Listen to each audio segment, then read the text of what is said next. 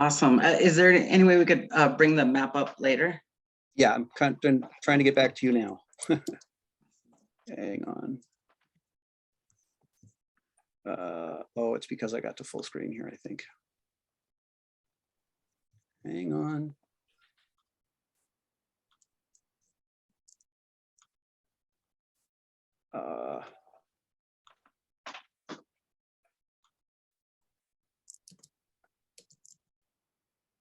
Hang on, should be here. I mean, it's all right. I can, because I'm going to use the map later in the my intro, so I can lead into that. It's okay. Okay, I'm just trying to get out of this piece that I'm in. Sorry.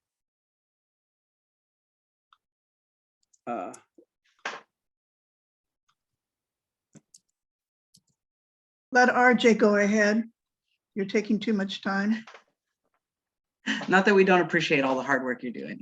But yeah, I can go ahead and lead in. So my name is Ramiro Navarro Jr., or RJ for short, and I'm running for state representative of House District 21. I'm the son of a Tejana school teacher and a migrant farm worker from Jalisco, Mexico. I'm a born and raised Kaiserite though. I went to Kaiser Elementary, graduated from McNary High School, and then ended up deploying to Iraq soon after turning 18. Returning from combat though, I struggled with undiagnosed PTSD and ended up turning to drugs and alcohol to cope with that. That unfortunately landed me in prison, 18 months, day for day, no good time, no work time on my first felony charge for marijuana. I struggled with, I continued to struggle with my mental health and my addiction after leaving prison because there are very little opportunities for correction in our correctional system. So I picked up right where I left off and now had the added barrier of a felony on my record. And so I stayed homeless and was in and out of jail for quite some time after, until I was admitted into this justice reinvestment program here in Marion County. This program had a housing first model where they paid for 3 months of college and a bus pass, and all I had to do was stay clean and sober. It was during this time in this program that I was walking around on campus and stumbled into the Veterans Lounge. There I discovered peer support for the first time.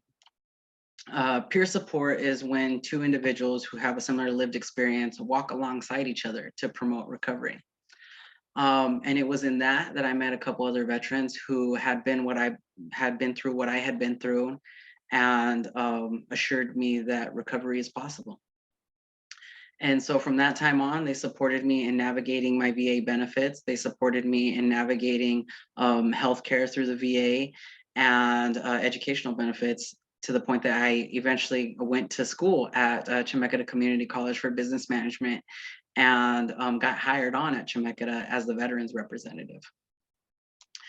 During my time at Chemeketa, I advocated for veterans. We fundraised to do a bunch of morale events that lifted morale among student veterans. Some of those events included the Oregon Veterans Youth Challenge.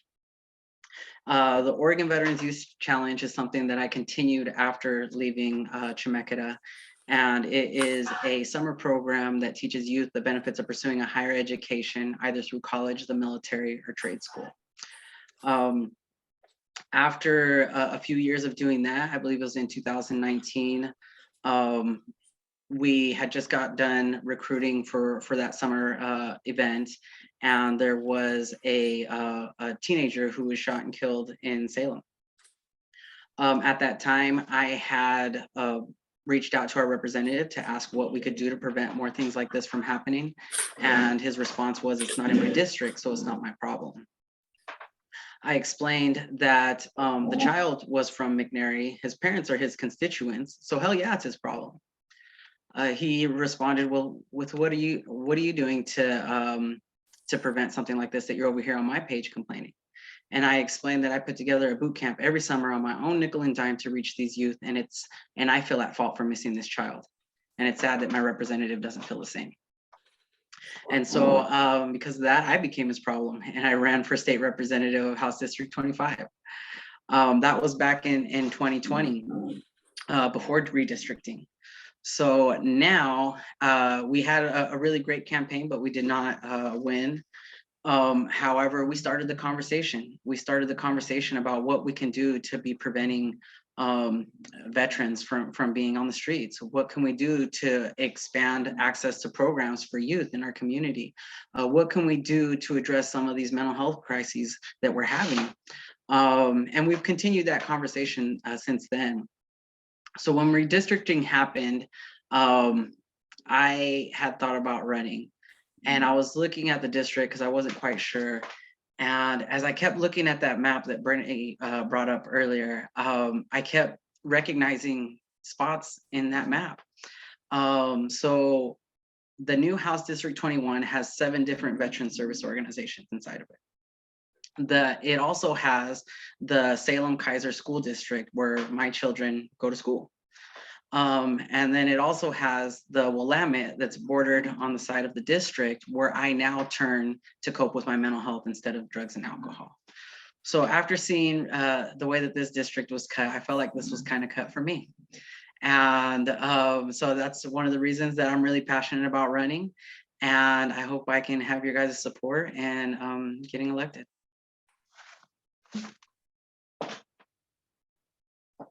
It was that simple, huh? Jeez. Yeah. And then I forgot, I left out one little detail too. So in the new House District 21, that includes OSP, where I resided when I was in prison. And so I feel like that was just another nugget there, because I feel like we could be doing more for prison reform and increasing access to services for adults in custody, but we'll get into that later. Sorry. Wow. So tell us a little bit about what your priorities would be then. So some of my priorities are increasing access to mental health services. One thing that I think my track record on that speaks for itself, because before I pursued what I went to school for, which was business management, for the last 5 years, I worked as a program coordinator for a local nonprofit, more specifically coordinating their mental health services for veterans. In that, we were able to advocate for grants to be able to fund peer support services inside prison. But there's so many barriers when it comes to providing mental health services for adults in custody, that it makes it really difficult for organizations like the one that I worked for to be able to do that. But the important thing is that we expand access to those programs inside before individuals get out into the community, so that they have the opportunity to land on their feet. So some of the things that I would advocate for is expanding mental health services inside and outside the carceral system.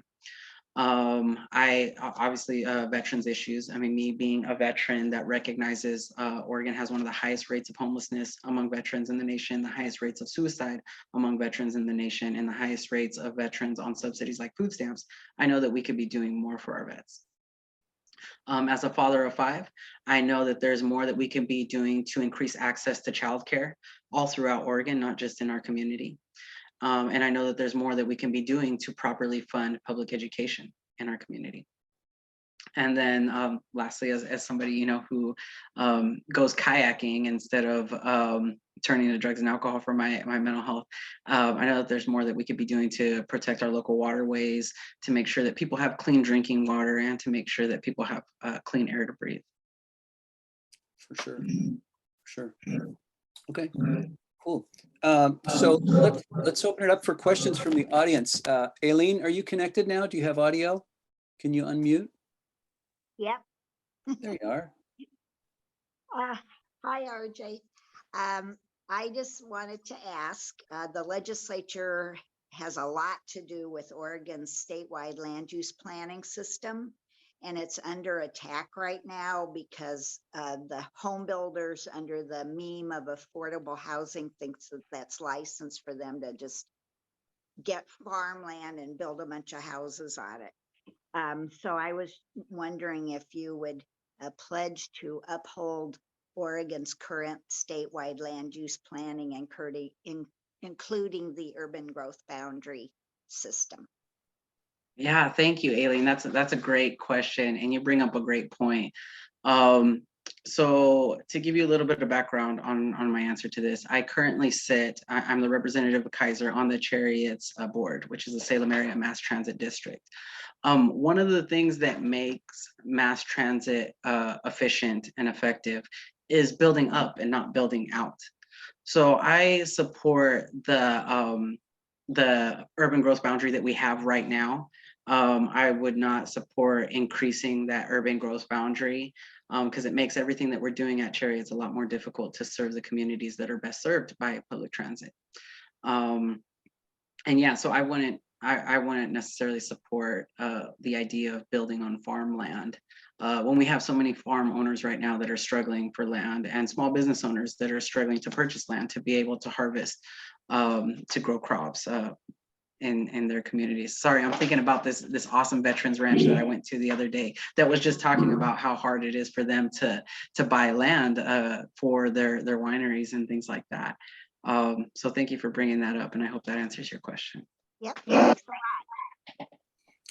I have a question, RJ. What you mentioned, the Willamette, and certainly there's a lot we could do there. But what are your other environmental concerns? What things would you be wanting to like lead and even author legislation as it relates to climate change and the environment? Yeah, thank you, Bernie. So one thing that I've advocated for as a board member at Chariots is the purchase of 5 new electric buses to get us away from the diesel buses. So I'm really excited about that. 5 buses turned into 10. And so now we have 10 new electric buses, and we have a bunch of infrastructure that's coming in to support those electric buses so that we can decommission these diesel buses that we've been using. So I would definitely support initiatives that help transit districts get away from diesel buses and get into using electric buses, but also, so right now we use compressed natural gas, which is more specifically, we use renewable compressed natural gas at Chariots. And so I would support initiatives that help us get away from diesel, whether that be, other forms, using hydrogen, using compressed natural gas for the time being, until we found something a little bit more efficient and affordable. That's the biggest thing right now, is it's not affordable. So another thing that I would really like to support is the conversion of gasoline vehicles to electrics, the tax incentive for converting from gas to electric. So right now we have a rebate for individuals who want to purchase new or used electric vehicles. That's, I believe, $7,500. And that still doesn't make it affordable for people to do these conversions or to purchase these new vehicles. And so if we were able to apply a incentive like that to the conversion of a vehicle, then I think it would really support individuals like my customers at my automotive shop now, who really invest into their 65 Mustang or their 78 Monte Carlo, or their 71 El Camino, these vehicles that they really feel passionate about preserving. If they can convert to electric over just putting in a new gasoline crate motor. I have just one other question I want to follow up with. That is, do you have are you supportive of a carbon tax? Carbon tax in On in general. Taxing emissions for corporations. Oh yeah, I would definitely support taxing emission. I believe that we already tax emissions that that come out from corporations. Is that not right? I don't, not to the level that some of the environmental groups have been fighting for, but I was just curious if you have let me open up the floor for other questions from other people besides me. Sorry.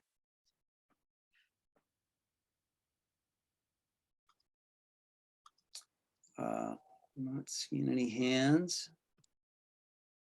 So unusual for the group to be quiet. Gee. All right. Yeah, Lee. Yeah. Hi, RJ. As you're aware, the legislature created, and it's been operating for close to 2 years now, the Joint Task Force on Universal Healthcare under Bruce Goldberg, that used to run our whole state healthcare system. And a lot of smart people are on that group, and they're about to finish their final report to next year's legislature, advising they're going to be pushing legislation to create a controlling entity that would actually build the system and be the governing entity of the program. So if that were to come before you as a legislator, would you support the idea of building a universal healthcare system and kind of doing more like Canada and other countries have, where they have universal healthcare paid for largely by the government? Absolutely. If you didn't hear me mumble right now, I said, fuck yeah. 'Cause that sounds amazing. And let me tell you why. So in the last 5 years or 6 years, when I worked with veterans, one of the biggest hurdles that we had was that they were having to navigate the VA healthcare system. And the VA healthcare system just doesn't provide enough resources to support them in navigating the VA healthcare system. A lot of times I was having to drive out to Gates or Mill City or out in the canyon, the Santiam Canyon, to be able to pick up these veterans and bring them to Salem to access these services because they did not qualify for Logisticare, which is the transportation agency that provides transportation right now to individuals on OHP. And that's not the solution to supporting the people that have given everything for our country. So I would definitely support something like that. And I would like to see how we can support veterans in registering for OHP, to be able to get them into those services so that they know that they can navigate that. Because while it's okay that we have VA healthcare to be able to supplement healthcare needs for some of these individuals, I feel like we need a base plan, and that's OHP. Okay. Other questions? Try to scan the gallery here. All right, that being the case, RJ, why don't you give us your closing statement? Take 3 minutes, give us your, Bernie, yeah, Joyce. looks like Rebecca has a question. Mhm. Oh, there we go. I see the hand now. Yeah, Rebecca. So you mentioned healthcare. So you support healthcare for all? Yes. Okay, thank you. Okay. All right. So RJ, give us your best 3 minute closing statement. Yeah, absolutely. So in closing, I'm running because we need elected officials who are reflective of the communities that they wish to serve. We need people who understand where policy is leaving others behind to advocate for a community that's truly for all. And we need representatives who show up for their constituents year round, not just during campaign season. I have a history of being that person in the community, and with your help, I can be that person in the legislature. So I hope that we can count on your vote and your support to win in November for Oregon House District 21.